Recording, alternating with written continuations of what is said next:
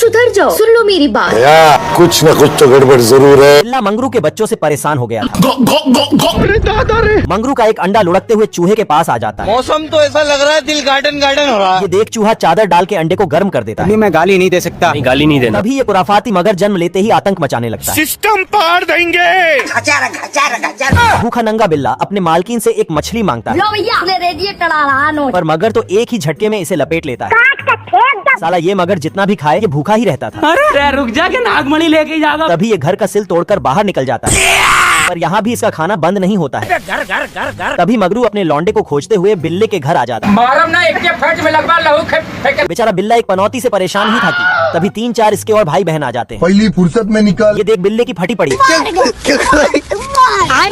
तभी मंगरू अपने छोटे लौंडे को लेने आ जाता है। जोगिंदर अब मिलता ही नहीं है, पता नहीं कहाँ है। ये देख साला ये चूहा भावुक हो जाता है। बतख मधुमक्खी के साथ मिलकर टैटू का बिजनेस खोलता है, क्योंकि ये मधुमक्खी बहुत ही टैलेंटेड है। ये फटाफट एक सुंदर लड़की का टैटू बना देता है। बवाल चीज है वे। तो बतख मधुमक्खी को शाबाशी देता है। इसके पास बहुत तरह के टैलेंट है, जिसमें अपना डंक का इस्तेमाल करके कपड़े बुन देता है। अच्छा। लकड़ी में डिजाइन बना देता है और कपड़ों में फूल बना देता है। गजब। बेचारा मधुमक्खी पूरा फैक्ट्री का भार अपने ऊपर ले रखा था, और ये साला बतख बैठे बैठे सिर्फ फोन में बातचीत करता है। कहाँ लगाया फोन? मधुमक्खी इतना सारा काम करता है कि इसका हालत खराब हो जाता है। पानी नहीं मिलता, ये देखो मेरी हालत कमजोर हो गई। तभी बतख बोलता है, क्या तकलीफ है भाई? आज मैं मर गया भैया। फिर बतख मधुमक्खी को एक फूलों का बगीचा गिफ्ट में देता है। तो मधुमक्खी खुश होकर अंदर जाता है। तभी इसे यहाँ इसका बचपन का प्यार मिल जाता है। फिर दोनों बिना टाइम वेस्ट किए फूल के अंदर जाते हैं और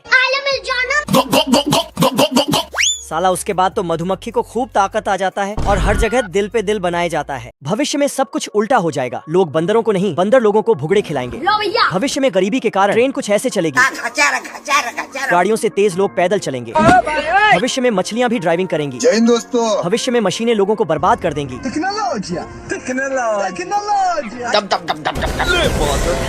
भविष्य में जब कोई एक्सीडेंट होगा तो इंसान से पहले साधन को एडमिट किया जाएगा। क्यों? क्या हुई? भविष्य में मिस्त्री मकानों को बनाने की बजाय तोड़ेंगे। भविष्य में बॉक्सिंग प्लेयर सिर्फ खड़े होकर देखेंगे और पब्लिक बॉक्सिंग खेलेगी। घबराइए नहीं, क्योंकि हमारे यहाँ ऐसा ही होता है। घोड़ों की रेस में आदमी नीचे और घोड़ा पीठ पर होगा। भविष्य में गेम खेलते समय बोल बिल की तरफ नहीं, खुद बिल ही बोल की तरफ आएगा। आजा आजा, नहीं आजा आजा आजा। भविष्य में लोग जज से वकील और वकील से मजदूर बन जाएंगे। अब आगे इसका पार्ट 2 आएगा, सब्सक्राइब करके रखिए। सब्सक्राइब। ये गरीब लड़की उदास होकर बैठी है, क्योंकि इस बेचारी के पास तो पहनने को भी कपड़े नहीं हैं। दरअसल राजकुमार ने ऐलान किया है कि जो भी सबसे सुंदर लड़की होगी वो उससे शादी करेगा। और इधर ये मोहतरमा अपने मुंह पर मेकअप करके जैसे ही स्माइल देती, बेचारा कांच भी शर्मा जाता। तभी गरीब लड़की के पास एक परी आती है और अपने जादू से टूटी पड़ी गाड़ी को लंबोर्गिनी में बदल देती है, और दोबारा छड़ी घुमाती तो लड़की सनी लियोनी से भी सुंदर बन जाती। राजकुमार इसे देखकर पहली नजर में ही अपना दिल दे बैठता।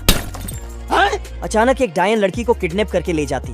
राजकुमार के हाथ में बस उसकी सैंडल बचती है। राजकुमार सैंडल लेकर अपने प्यार को ढूंढने निकल पड़ता और हर लड़की को सैंडल पहनाकर देखता, लेकिन किसी को भी सैंडल फिट नहीं हो रही। तभी एक घर की खिड़की से उसे पैर दिखाई देता है। राजकुमार पैरों को सैंडल पहनाकर देखता तो सैंडल फिट बैठ जाती। ये क्या है? तभी लड़की बाहर निकलती तो उसे गोद में उठा लेता। बाबू। चोर एक थैले को चलती गाड़ी से फेंक कर चले जाते। थैला लुढ़कते हुए चूहिया के दरवाजे पर जाकर टकराता। चूहिया अंदर ले जाकर देखती तो उसमें से बिल्ली का छोटा सा बच्चा बाहर आता है। अरे दादा रे।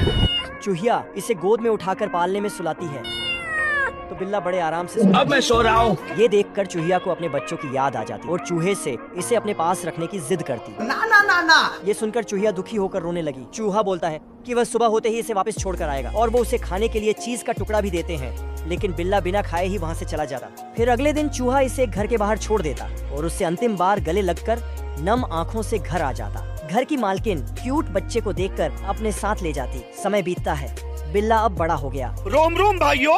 मालकिन के चिल्लाने की आवाज सुनकर बिल्ला दौड़ कर जाता तो वह देखता है कि 2 चूहे उसके घर में घुस गए। अब देख तू। बिल्ला दोनों को बाहर निकालकर जैसे ही खाने लगा, तभी उनकी सुगंध से याद आ जाता है कि ये तो वही है जिन्होंने उसका इतना ख्याल रखा था।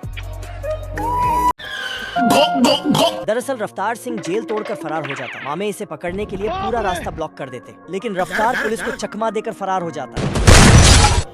तो रफ्तार सिंह को पकड़ने के लिए सरकार कछुआ प्रसाद को हायर करती है। मैं बाबा टिल्लू टिल्लू नाम मेरा। इधर रफ्तार सिंह ट्रेन में बैठकर अपनी गर्लफ्रेंड से मिलने के सपने देख रहा था। क्यों? क्या हुआ? तभी ऊपर देखता तो कछुआ प्रसाद ट्रेन को हाईजैक कर चुका था मेरा बाप बदमाश था, मैं भी बदमाश ही हूँ। और ट्रेन के डब्बे में पड़े बारूद को आग लगाकर भाग जाता। खतरनाक लोग। खत्म। कछुआ प्रसाद का काम तमाम करके रफ्तार फरारी में बैठकर जाने लगा। ये देखकर रफ्तार सिंह गाड़ी को फुल स्पीड में भगाने लगा। ये क्या है? अरे मुझे चक्कर आने लग गया। कछुआ प्रसाद इसको पकड़कर वापस जेल ले जाता। ये मुर्गियाँ थोड़ा थोड़ा खाना खाती हैं। तभी ये साला चिंटू जो नकली मुर्गी बना है, ये सारा खाना एक ही बार में गटक जाता है, जिसके कारण इसका पेट भारी हो जाता है बाप रे। और घोंसले से नीचे गिरकर 10 लाख अंडों का रिकॉर्ड तोड़ देता है। माशाअल्लाह, सुभान अल्लाह, क्या कारीगरी है। फिर चिंटू को लटकाते हुए VIP सुविधा के लिए ले जाता है, लेकिन चिंटू को खराब हो जाएगा। मैं फिर इसको एक गाड़ी में बंद कर देता है, जिसमें एक और नमूना पहले से मौजूद था। चिंटू बाहर देखता है कि हमें तो चिकन डिनर के लिए ले जा रहा है।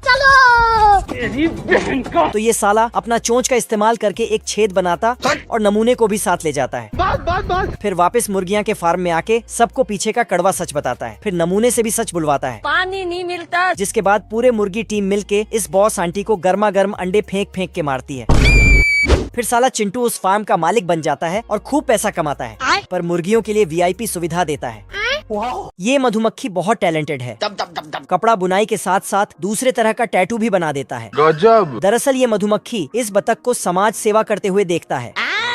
अब देख तू। तो ये भी समाज सेवा में लग जाता है।